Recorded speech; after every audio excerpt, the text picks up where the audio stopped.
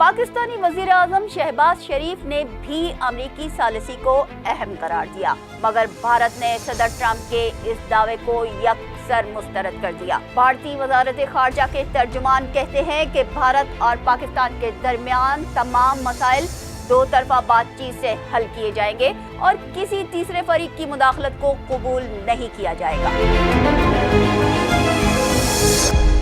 Fast Modi ने surgical strike की रट लगा कर रखी थी। उन आतंकियों को कल्पना से भी बड़ी सजा मिलेगी। पाकिस्तान बार बार कहता रहा कि हमारी खामोशी को हमारी कमजोरी न समझा जाए। पाकिस्तान किसी भी जारहियत का मुंह तोड़ जवाब देने की भरपूर सलाहियत रखता है।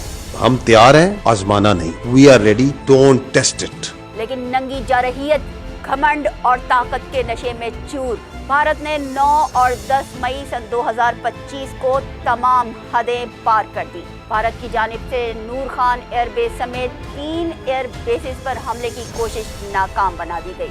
DGISPR ने ब्रीफिंग देते हुए कहा कि नूर खान एयरबेस, मुरीद बेस और शोरकोट को निशाना बनाया गया। तर्जुमान पाक फौज ने बताया कि पाक फजाइया के तमाम असासे महफूज हैं।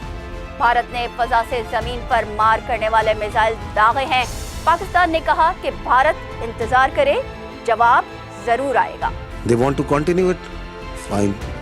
और फिर शुरू हुआ ऑपरेशन बुनियानुल मरसूस। पाकिस्तान ने तबाह कर दिया S-400 defence system, BrahMos storage site, Udhampur airbase, Pathankot airfield. Pakistani मिसाइलों ने भारत में 26 मिलिट्री टारगेट्स को निशाना बनाया। साथ ही फाइबर वॉर में भी भारत का नाटका बंद कर रख दिया। भारत बौखला गया, दौड़ा अमेरिका की जानिब। हाय बचाओ, हाय बचाओ। पाकिस्तान से 4 गुना बड़े दुश्मन को घुटने टेकते देखकर अमेरिका से भी रहा न गया और फिर मुदाखलत की खुद डोनाल्ड ट्रंप ने। जंग को ब्रेक लगा दी गई।